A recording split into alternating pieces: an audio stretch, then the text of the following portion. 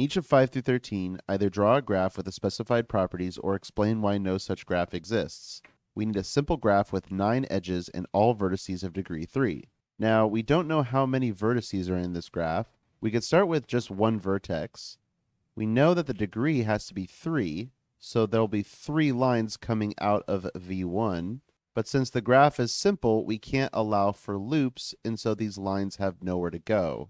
And so that means we can't have one vertex. If we have 2 vertices and each vertex has degree 3, then by connecting these edges, we would end up with multi-edges, and that's not possible. If there are 3 vertices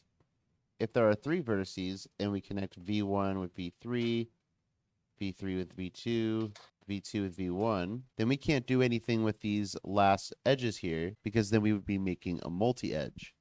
And so this graph is impossible with 3 vertices.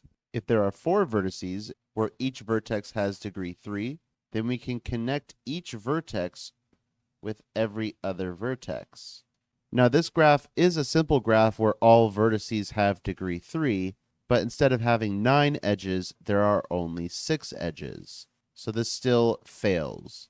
If there are 5 vertices, then it looks like there's going to be a lot of edges here. So we need to ensure that there are only 9 edges. Here's an example of a graph with 6 vertices, where the degree of each vertex is 3, and there are exactly 9 edges.